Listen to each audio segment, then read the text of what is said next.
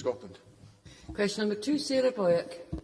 To ask the Scottish Executive, in the light of the disparity in rates and employment for disabled and non-disabled workers, what action it is taking in support of supported employment. Cabinet Secretary. Presiding Officer, the Scottish Government remains fully committed to supported employment. In February 2010, the Government and the Convention of Scottish Local Authorities, working with a number of key partners, published a supported employment framework for disabled people. Over the last year, significant progress has been made on implementing the recommendations in the framework.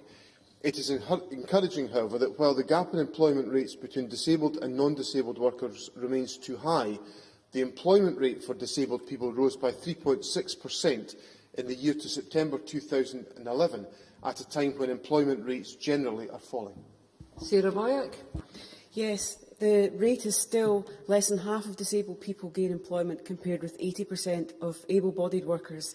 Given that supported factories have demonstrated they can deliver value for money, and in the light of closure of Blindcraft and the threat hanging over employ workplaces, could the Cabinet Secretary detail the progress that is being made set out in the Sustainable Procurement Action Plan, with the objective that every public body should have at least one contract using Article 19 provisions in public procurement?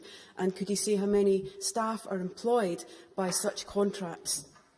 Cabinet Secretary. I don't have the precise information to hand that Sarah Boyack asked me for in terms of number of employees, but I'll write to her to confirm the details if that information is to hand.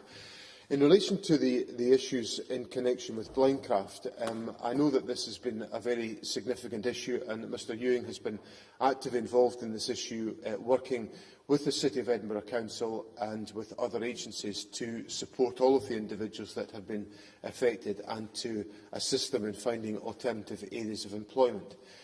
I think the point that Sarah Boyack raises is a serious and significant issue. Remploy, of course, is a non-departmental public body sponsored by the Department of Work and Pensions, so it's out with the responsibilities of this government. However, we do make a particular point of ensuring that we do all that we can to support supported employment and the practical steps that can be taken there.